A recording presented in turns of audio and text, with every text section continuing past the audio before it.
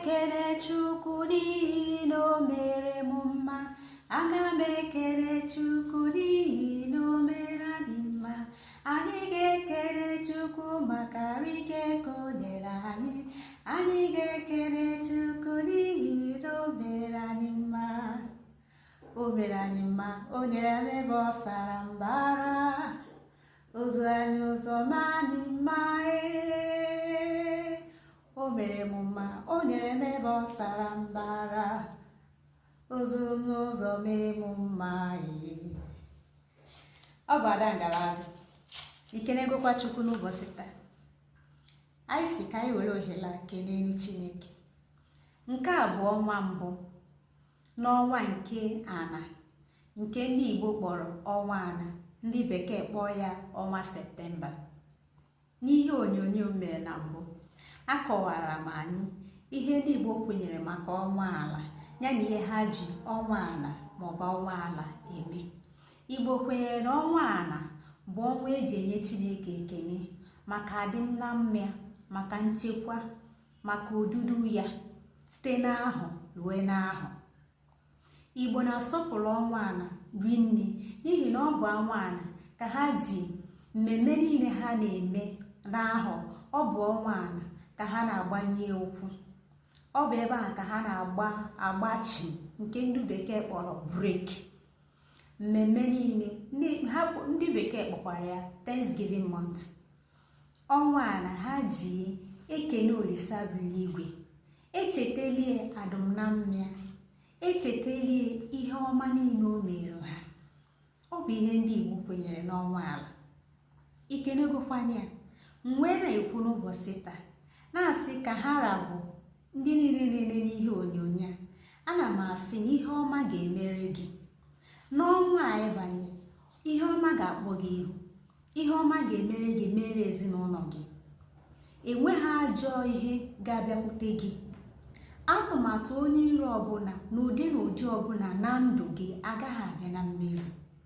Ana m ekwubi okwu n'ụbọchị taa na-asị na ka ha rabụ ihe ọbụla nke ibu n'obi ịchọrọ ka obi n'igwe merụ gị, onye nwe anyị ga-emerụ gị. Ọbụnagodi ihe ịgbakọrọ na mbidota ahụ detuo ya si na nọ ihe ị chọrọ iwepụta n'ahụ anụnwa tupu ahụ agwụ. Ị na-eche na ahụ na-agwụzikwa agwụ na ị nwetabeghị ya. Ana m asị gị na obere ọnwa nke fọrọ afọ n'ahụ, Chineke ga-eweta ya na mmezu. Ihe ọbụla bụ ihe ọma ị chọrọ n'ụwa, Chineke ga-eweta. M na-ekwuzikwa okwu na-asị na ihe ọjọọ agaghị abịakwute gị, nrịanrịa agaghị abịakwute gị, ihe mberede n'ụdị ọbụla agaghị abịakwute gị. You will never experience pains. Ihe ọjọọ agaghị akpọ gị ihu. Otu anyị kwuru ya ka ọ ga-abịa na mmezu. Nyere m aka biko, kweekwanụ ise. Ịmara ihe onyonyo anyị na-eme, ịmara ihe ọ pụtara. Na-atụpụghị oge, enwere obere ajụjụ nchọrọ ịjụ anyị. Achọkwa m ka ị gaa na ngalaba okwu, kwupụta ebumnobi gị, zaa anya ka ị chere na ọ bụ.